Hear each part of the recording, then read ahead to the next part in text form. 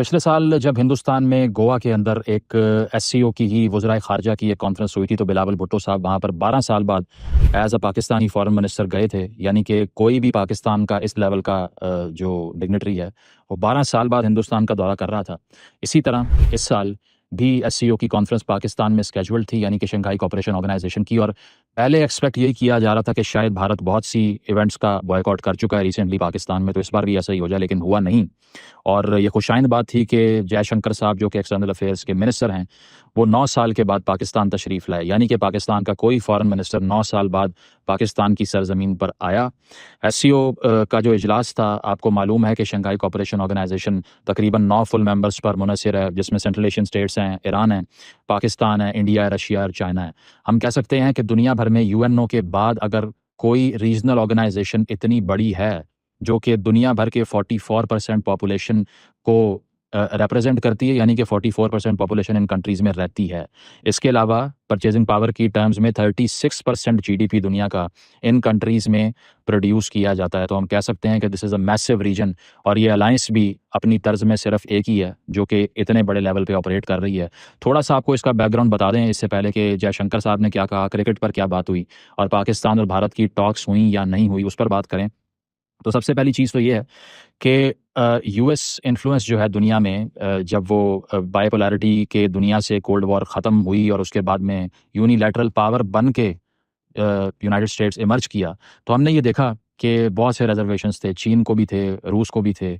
इसीलिए वो सीक कर रहे थे कि रीजनल कोऑपरेशन होनी चाहिए। सेकंड वर्ल्ड वॉर के बाद से जो ग्लोबल ऑर्डर इमर्ज किया, जिसमें एलाइड कंट्रीज़ को विक्ट्री मिली सेकंड वर्ल्ड वॉर में, और उन्होंने ग्लोबल ऑर्डर बनाया ही इस तरह से कि एक तो डेमोक्रेटाइजेशन हो, दूसरा फ्री ट्रेड हो, उनके बैंक्स को भी सपोर्ट मिले, डब्ल्यूटीओ की रेगुलेशंस भी आएँ, आईएमएफ भी ऑपरेट करे, वर्ल्ड बैंक भी ऑपरेट करे। तो इस सारे सेटअप में चाइना और रशिया ये फ़ील करते हैं कि ये सारा ग्लोबल ऑर्डर दरअसल यूएस को फ़ेवर करने के लिए बनाया गया है, वेस्टर्न कंट्रीज़ को फ़ेवर करने के लिए बनाया गया है। बेशक सिक्योरिटी काउंसिल में परमानेंट मेंबरशिप चीन और रूस को मिली, लेकिन अगर आप ये भी कहें कि दुनिया भर के तमाम ममालिक यूएन के प्रीएम्बल के लिहाज से बराबर हैं, मगर एक वीटो की ताकत एक तरफ और सारी दुनिया के फैसले एक तरफ।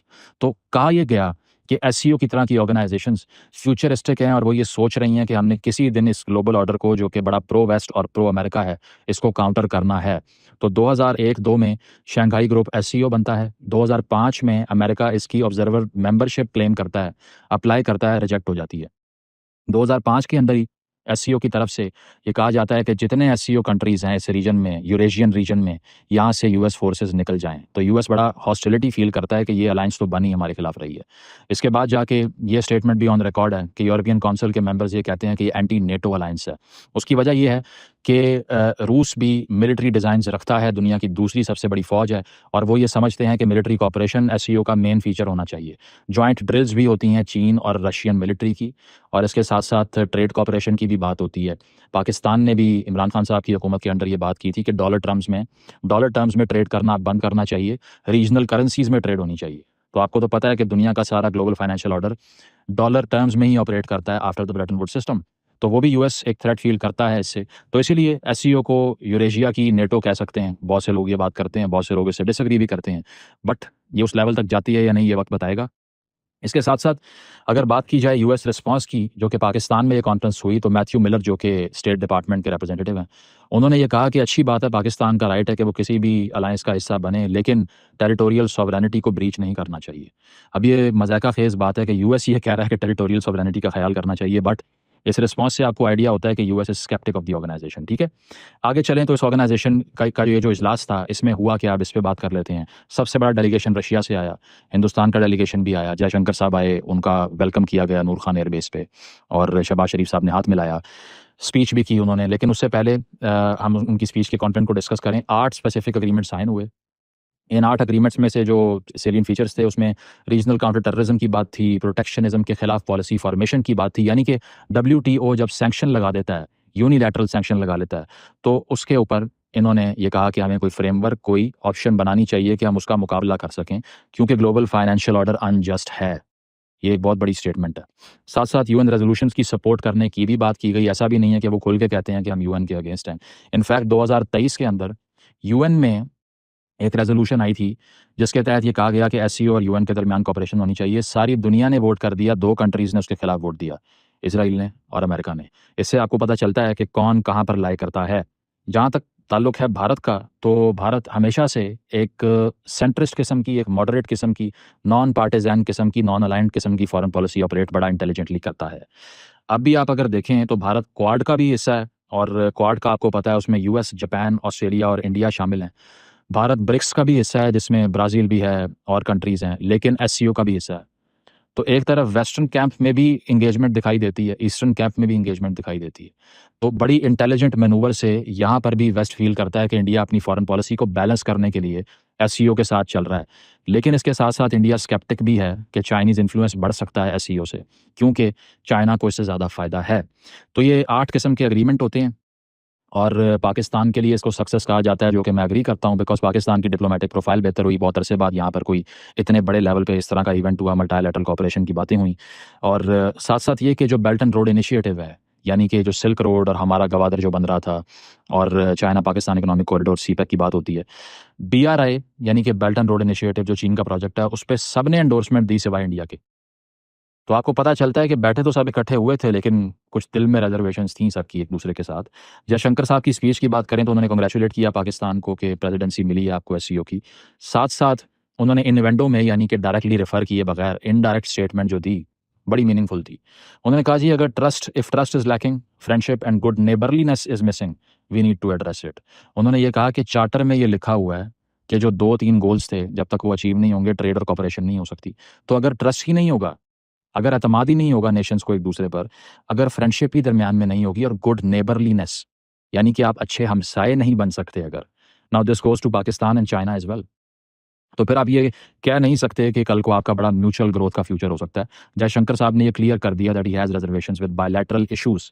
अब इस ऑर्गेनाइज़ेशन के प्लेटफ़ॉर्म पे बायलैटरल इश्यू रेज़ करना एसओपी नहीं है, इसीलिए कोई बात नहीं हुई डायरेक्टली कन्फ्रंटेशन की, लेकिन फिर भी बातों-बातों में मानी खेस बात वो कर गए। इसके साथ-साथ उन्होंने ये भी कहा कि हमें जो 3 ईवल्स हैं उनको काउंटर करना पड़ेगा। वो 3 ईवल्स क्या हैं? पहला ईवल था टेररिज्म, दूसरा था एक्सट्रीमिज़्म, तीसरा था सेपरेटिस्ट मूवमेंट्स, यानी कि इन 3 ईवल्स को इस खित्ते से ख़त्म करना है। जयशंकर साहब ने भी ये कहा कि पहले ये 3 ईवल्स ख़त्म करें। फिर इसमें फ्रेमवर्क के अंदर एससीओ के एक रैट्स के नाम से प्लेटफ़ॉर्म भी बना हुआ है, जिसका मतलब है रीजनल एंटी टेररिस्ट स्ट्रक्चर। तो जयशंकर साहब ने ये इशारा किया कि पहले टेररिज्म ख़त्म होना चाहिए इस खित्ते से, जो कि बहुत बड़ा कंसर्न है, क्योंकि अफ़गानिस्तान में stability SCO countries after the US exit ensure नहीं कर पाए। एटम यानी कि जो ईस्ट तुर्किस्तान इस्लामिक मूवमेंट है, वो चीन पे हमले करती है, टीटीपी पाकिस्तान पे हमले करती है, दाइश हमले करती है, भारत को भी थ्रेट्स हैं। तो एक म्यूचुअल कंसर्न यही था कि भारत इनडायरेक्टली रेफ़र कर रहा था कि पाकिस्तान से भी यहाँ प्रॉक्सी वॉरफेयर होता है, और अफ़गानिस्तान से भी और जगहों से भी होता है, तो उसको ख़त्म किए बगैर हम सोच नहीं सकते कि ये खित्ता आगे बढ़ सकता है। ठीक है? ये तो रही जयशंकर साहब की स्पीच। लेकिन इसके साथ-साथ अगर बात की जाए तो पाकिस्तानी मीडिया के अंदर जियो न्यूज़ पे भी और जगहों पर भी एजाज़ सैयद साहब ने भी ये रिपोर्ट किया कि क्रिकेट पर गुफ्तगू हुई। इंडिया के कुछ न्यूज़ एजेंसीज़ इसको डिनाई कर रही हैं कि क्रिकेट पे बात नहीं हुई, और कुछ कन्फर्म कर रही हैं कि हाँ, कैजुअल कन्वर्सेशन हुई है पाकिस्तान की तरफ से। तो पाकिस्तान का रिस्पॉन्स ख़ासा इस बार वार्म था, जो कि मेरे लिए बहुत अच्छी खबर है। Because I am sick of this confrontation कि हमने 70-80 साल एक-दूसरे से लड़ के गालियाँ दे के गुज़ार ली हैं, किसी को कोई फ़ायदा नहीं हुआ। बड़े-बड़े डिफेंस बजट रखे हुए हैं, अपनी सारी रिसोर्स को एग्ज़ॉस्ट कर रहे हैं। गरीबों पे, बच्चों को पढ़ाने पे पैसे लगाने की बजाय हमें ये करना पड़ रहा है कि हथियार खरीदने हैं। क्यों? क्योंकि राइवलरी है नेबर के साथ। अगर वो ख़त्म होगी तो हमारा फ़ायदा होगा या भारत का होगा? हमारा ज़्यादा होगा। तो मुझे तो अच्छा लगा कि चलो कुछ तो अच्छा जेस्चर आया है। रिपोर्ट ये भी किया मीडिया ने कि जो लंच दिया गया कॉन्फ्रेंस से पहले वेडनेसडे को, तो लंच की टेबल के ऊपर इसहाक डार साहब जो डेप्यूटी प्राइम मिनिस्टर हैं, वो उनको डेलिबरेटली पाकिस्तानी प्रोटोकॉल की अथॉरिटीज़ ने जयशंकर साहब के साथ बिठाया। हालाँकि वैसे ऐसा होना नहीं था, ताकि कुछ ना कुछ गुफ्तगू हो सके। हालाँकि प्रोटोकॉल नहीं है कि बायलैटरल बात हो एससीओ के अंदर, बट वो हुई। मोहसिन नकवी साहब भी जो कि वज़ीर दाखिला और पीसीबी के चेयरमैन हैं, वो भी गुफ्तगू का हिस्सा बने, और मीडिया ने ये रिपोर्ट किया कि इस सारी सूरत हाल के अंदर क्रिकेट के ऊपर बात हुई, और पाकिस्तान ने कहा कि क्रिकेट डिप्लोमेसी का आगाज़ करना चाहिए, और साथ-साथ ये कि क्रिकेटिंग टाइज़ को रिज़्यूम करने का वक़्त आ गया है। जयशंकर साहब ने क्या रिस्पॉन्स दिया, इस पर मीडिया कुछ नहीं कहता। बाद में ये भी कहा गया कि अगले साल जो चैंपियंस ट्रॉफ़ी पाकिस्तान के अंदर हो रही है 2025 में, उस पर भी पाकिस्तान की तरफ से ये जेस्चर दिया गया कि उसका आपको हिस्सा बनना चाहिए। अब आपको मालूम है कि बीसीसीआई को पाकिस्तान पहले ही काफ़ी ऑप्शंस दे चुका है कि अगर आपने इंडियन टीम को यहाँ भेजना है तो बेशक सारे मैचेस चैंपियंस ट्रॉफ़ी के लाहौर में करवा लीजिए। हर मैच के बाद आप वापस चले जाइएगा भारत, और अगले मैच के लिए फिर आ जाइएगा, लेकिन ये चीज़ होनी चाहिए। अब लास्ट बायलैटरल सीरीज़ पाकिस्तान और हिंदुस्तान के दरमियान 2012 में हुई थी, यानी कि 12 साल हो गए हैं, और इंडियन टीम का लास्ट पाकिस्तान विज़िट 2008 के एशिया कप में था, यानी कि उस बात को तकरीबन 16 साल हो चुके हैं। And this is a very problematic thing, क्योंकि दोनों तरफ क्रिकेट की इतनी बड़ी एक ऑडियंस मौजूद है जो कि दुनिया के सबसे बड़े क्रिकेटिंग राइवलरी को एंजॉय करने से रह जाती है, नहीं देख पाती उसको। ये एशेज़ वगैरह कुछ भी नहीं है इंडिया वर्सेस पाकिस्तान के मैच के अगेंस्ट, तो वो भी नहीं कर पाते क्योंकि बायलैटरल टाइज रिज्यूम नहीं होते। और इस सारी सूरत हाल के अंदर हमने ये देखा कि क्रिकेट के हवाले से कुछ रिजम्पशन करने की बात का आगाज़ हुआ है। अब इंडिया उसका क्या रिस्पॉन्स देता है, बीसीसीआई ये कह चुका है कि it's solely relies on the Indian government, but I would say that it should resume at least. अब तो इंडियन टीम को ये भी पता होना चाहिए कि वो यहाँ आएंगे तो क्लीन स्वीप ही होगा, क्योंकि पाकिस्तान तो अपनी होम सीरीज़ पिछली 5-6 हार चुका है। अभी रिसेंटली इंग्लैंड से 800 रन खा लिया हमने, तो बाबर आजम को भी ड्रॉप करना पड़ गया, तो और क्या रह गया पीछे। अब तो आएँ और बस take the trophy, that's what seems a clear possibility as far as the performance of Pakistani team is concern, but this is very very essential. एक और चीज़ भी रेज़ की जाती है कि पाकिस्तान ने हिंदुस्तान में अपना हाई कमिश्नर तक नहीं लगाया हुआ, वो लगाना चाहिए, गुफ्तगू का आगाज़ होना चाहिए। कंक्लूजन यही है कि this was a very good tour if compare to Goa 2023, क्योंकि इसमें कोई इस तरह के हीटेड रिमार्क्स और वो राइवलरी को असर्ट नहीं किया गया। और दूसरी चीज़ ये है कि अगले महीने गालिबन आज़रबाईजान में शहबाज शरीफ साहब, पाकिस्तानी प्राइम मिनिस्टर की मोदी साहब से मुलाकात है। एक्सपेक्ट ये करते हैं कि there should be some sort of a dialogue, some sort of the ice breaking, because without that दुनिया के 2 एटॉमिक पावर्स जो कि बॉर्डर पे रहती हैं, पाकिस्तान के साथ तीसरी बड़ी इकॉनमी और यहाँ 24 करोड़ का मुल्क, अगर ये कॉपरेट करें, वो जो डिवाइड एंड रूल गोरा यहाँ छोड़ के गया था उसको ख़त्म करें, so this region could become haven for the citizens. Thank you.